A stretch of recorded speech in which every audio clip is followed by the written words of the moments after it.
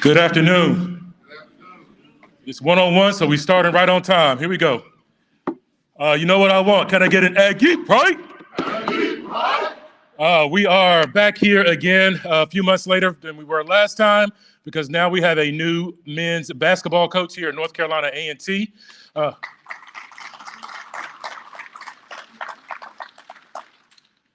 We are very excited about this time in North Carolina A&T athletics. During the search, Mr. Hilton was looking for a leader of men and somebody who had experience within the Colonial Athletic Association. And he was also looking for someone, not a requirement, but it's always good when you have an HBCU background, even though we know it's Winston-Salem State, but he's still one of ours. So we're very proud of that. But we think he's going to bring a different vibe here to North Carolina A&T, and we really believe he's going to bring a lot of wins with him as well. So without further ado, our new head men's basketball coach, his name is Mr. Monte Ross.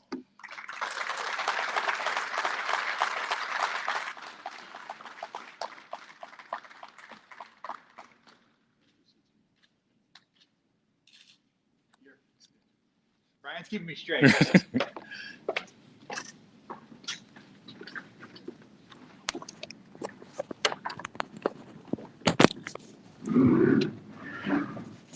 We will get an opening statement from Coach Ross, and then we'll open the floor for questions. Thank you. Well, everybody can hear me. I don't think I need the microphone. I love to talk, and I talk loud, and I talk too much, what a lot of people say. Press conferences are, I'm a man that likes to keep things in the proper perspective. A lot of you are looking for certain things in this press conference. You know, I'll give you a few examples, like Nick Sirianni is the head coach of the Philadelphia Eagles, absolutely flat out bombed his first press conference, his introductory press conference. His second year, he took the team to the Super Bowl. Bill Belichick, he actually got in his first press conference and he quit. He quit and went back to being an assistant. 7 Super Bowls later, you know, he's a pretty good coach. Now, I'm going to mention a guy that you probably have never even heard of, Marcolo Palomo. Marcolo Palomo. This guy was sharp, smart, articulate, blew them away in his introductory press conference. 3 months later, they ran him out of town. He took it one step further. He moved out of the country, shortened his name to Marco Polo, and now every kid that jumps in the pool has been trying to find him ever since. So introductory press conferences can go either way. I'm here today to say thank you to Chancellor Martin. Thank you to AD Earl Hilton. I am over the moon excited to be here. I think North Carolina A&T is an unbelievable place with unbelievable opportunities to succeed. I was talking to a few gentlemen in the hallway before I came in, Chuck, Ulysses, and Rich, and you know, one of the things that came up, and it shows through, the passion for athletics, the passion for the basketball program, and that's what I like. Apathy brings staleness, but when you have passion, like the people here at North Carolina A&T, it means that there are expectations, and I love expectations. Nobody's expectations are going to be higher than myself and my staff put on ourselves, but we need you to be right alongside of us, pushing us, kicking us sometimes, smacking us on the back sometimes, and letting us know that we're right there with you. Win or tie, we're right there with you.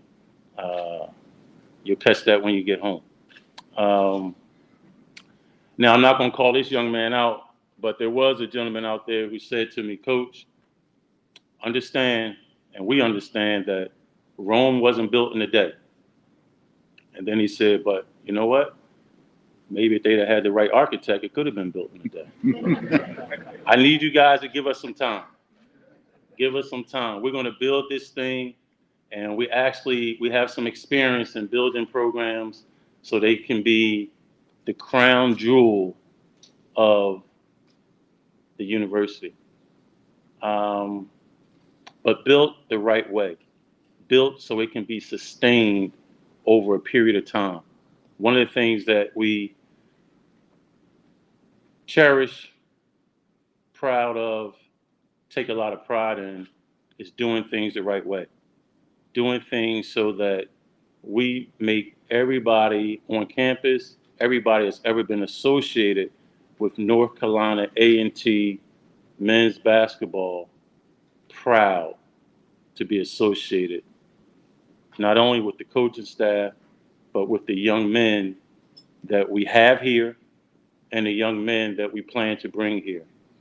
One of the promises that I made to Earl when we were doing the search process and interview process was I take great pride in asking a parent to trust me with their pride and joy.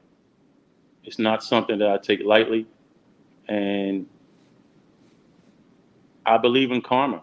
I believe in what goes around comes around. So I'll never, ever treat a young man differently than I would want my son or daughter to be treated. And it's paramount to everything we do.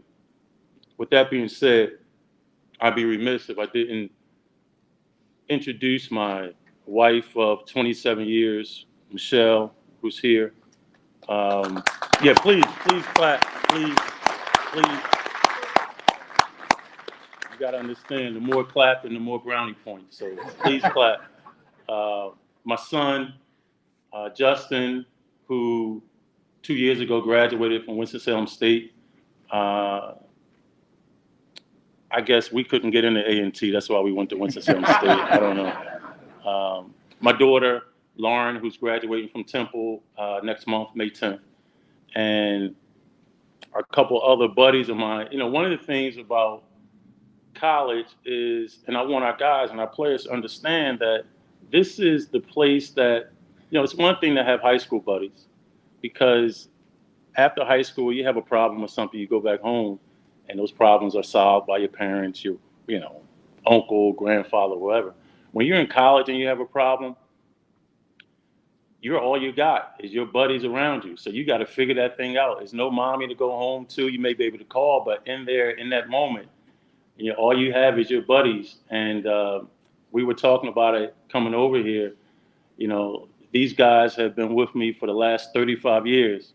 Gary Stevens and Phil Hayes flew down for the press conference today from New York.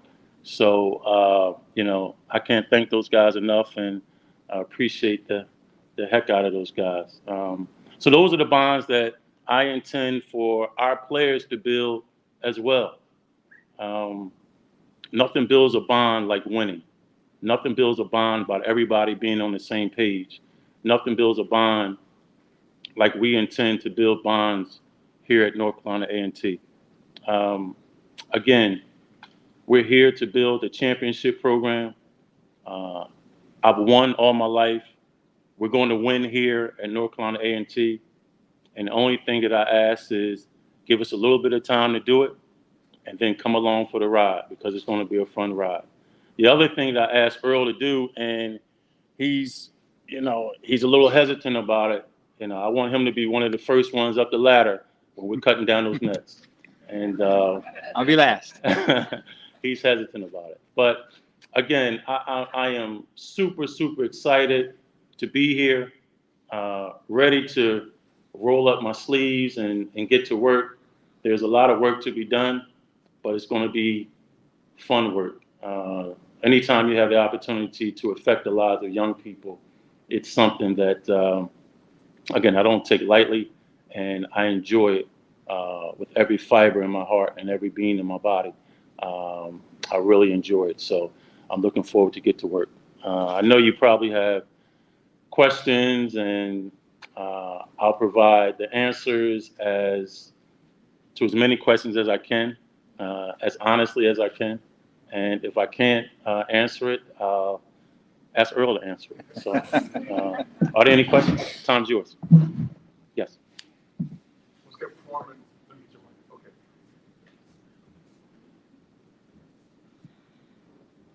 Coach Skip Foreman with the News and Record of Greensboro. Hey, Skip. You went to Winston-Salem State, Yes. which meant you had some exposure or some knowledge of Big House games. Is there any part of his career or his legacy that is instilled in you, and do you bring any of that here?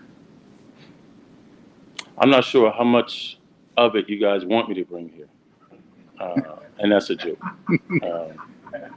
We had a tremendous relationship when I was with Coach Gaines for 4 years, and one of the biggest things that I'll bring here that he taught us, we all played for Coach Gaines, is after every practice, he set us down and talked to us for 30 to 45 minutes. And it was never about basketball. It was never about that day's practice. It was always about life. It was always about making something of yourself. And what are you going to do once this ball stops bouncing? That's one of the things that I've kept with me. One of the things that he used to always say to us, and I didn't understand it until I got out of college and got into the world. The world doesn't owe you anything, and I damn sure don't. And I never understood what he meant by that until I got out in the world. And he was just simply saying, you have to work your tail off for any and everything you get, and don't look for anybody to give you a handout. And I appreciate him so much for those lessons. Again, when you're 18, 19, 20, it's like, yo, man, I'm just trying to get to the calf. Will you come on?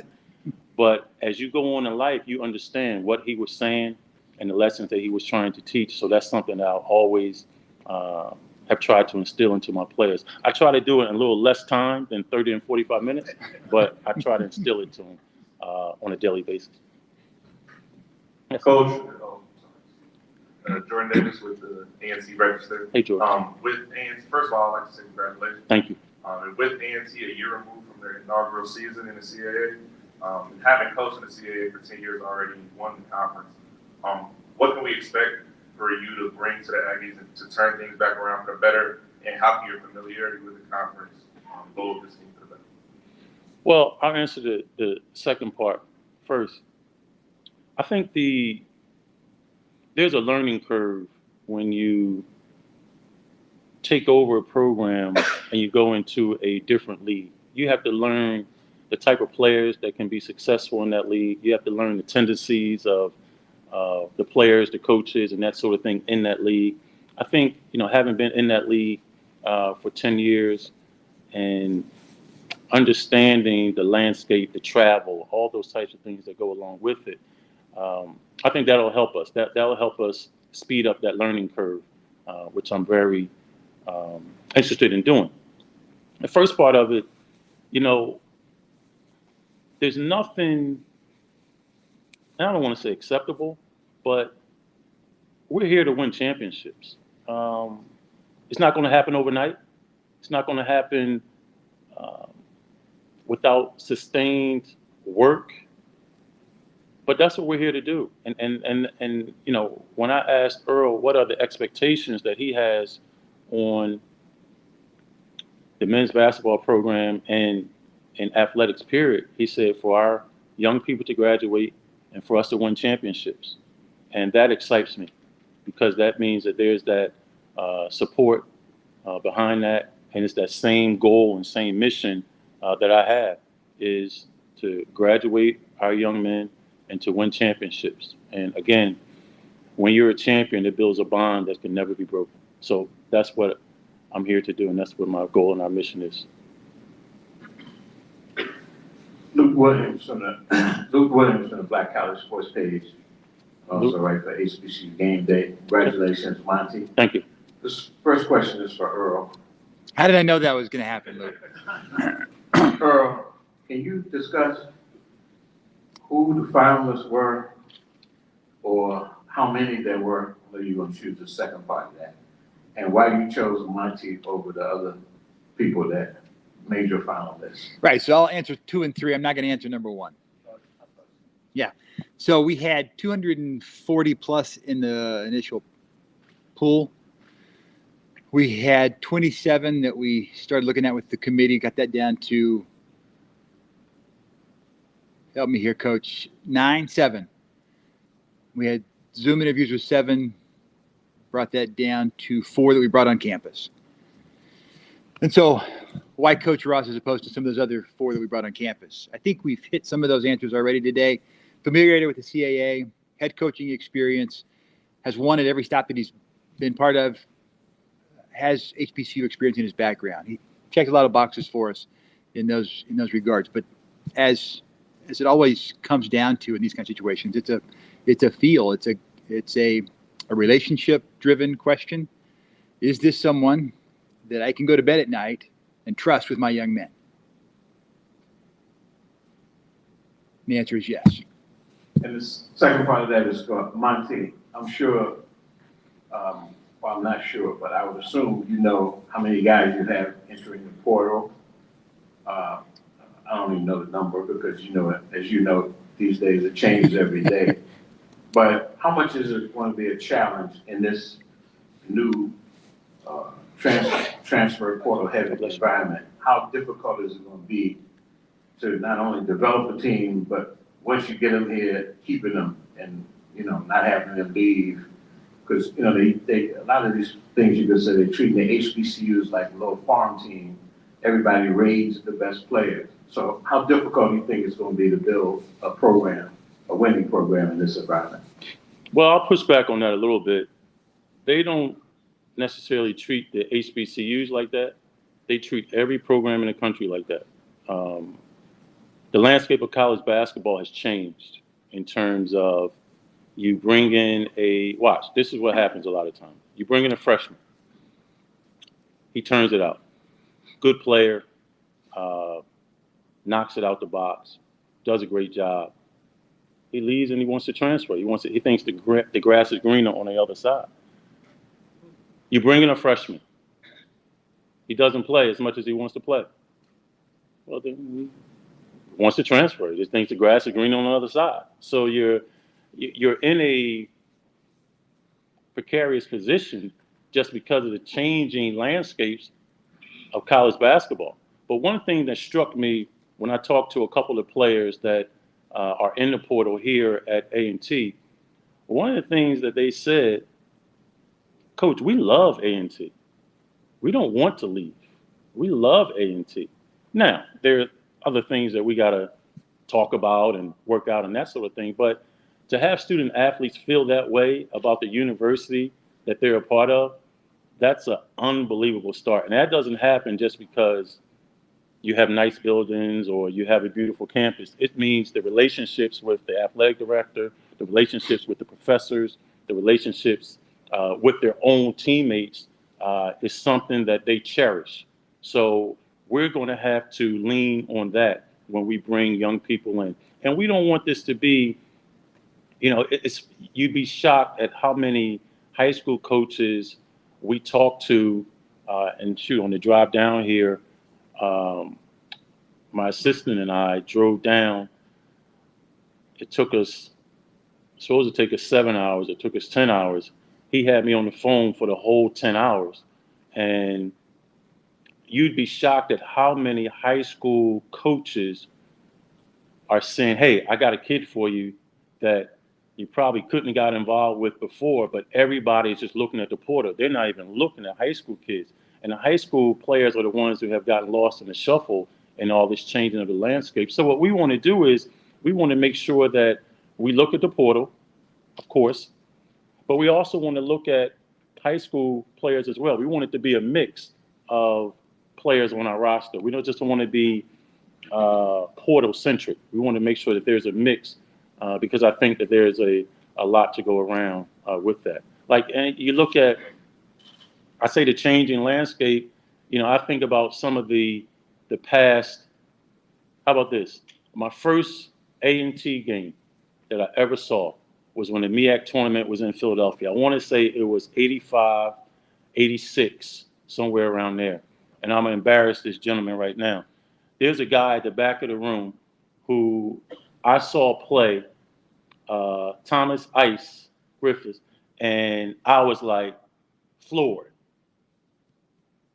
Those days may be gone when you have connections like that to guys that, because he was the MVP of the MEAC tournament, I want to say probably 2 years in a row. And was it 3? 2? 2 years in a row.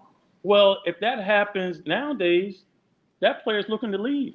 You know, but the grass isn't always greener. And that's one of the messages that we have to get across to our young men is, and we're going to have the statistics because I got guys on our staff who are analytic guys.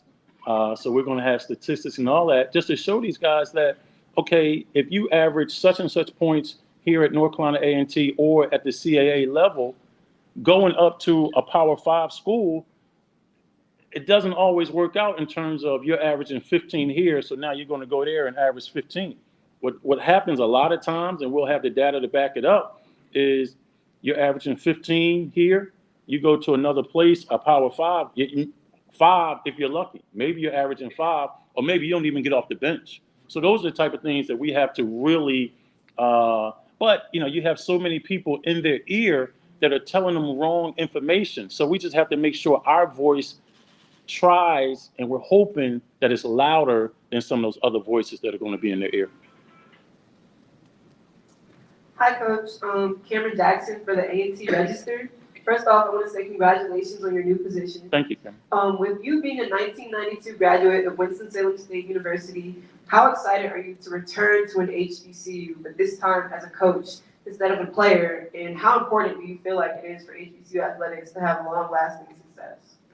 Well, and I'll probably get in trouble for saying this, not by A&T, but by other. Coming to North Carolina A&T is different. It's different.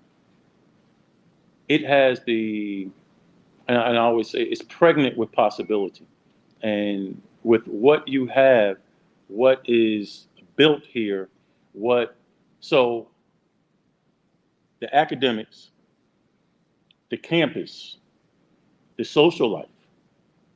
What we have to do is we have to get the basketball program up to the same level as the academics, the campus life, and the social life. If we can do that, well, then it's something really, really special.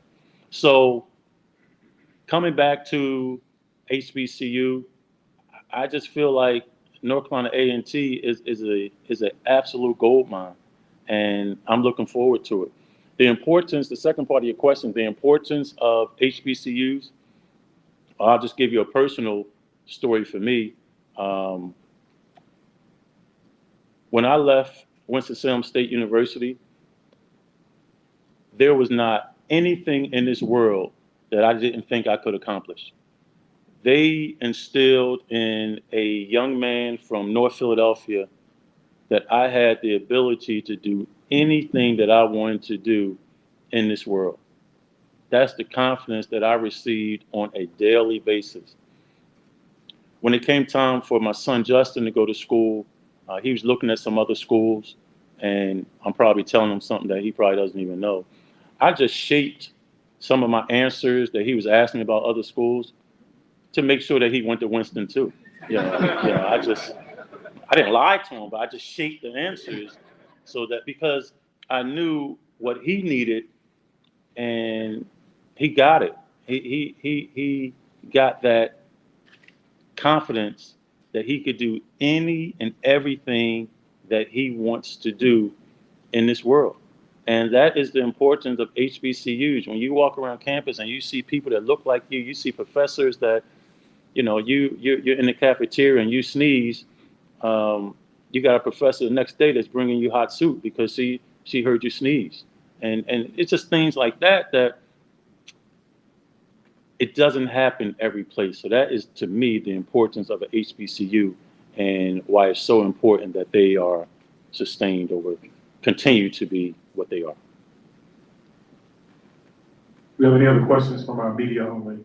Coach Ross or A.D. Hilton? All right, we will make Coach Ross and A.D. Hilton available for one-on-ones. We're getting my assistants to move our backdrop over here for the one-on-ones with Coach Ross. In the meantime, you can walk up to Coach Ross and say hello. Welcome here to Aggie Land. Give a big Aggie pride and all those things. Thank you for coming out. Thank you for people watching on Facebook. And go at it.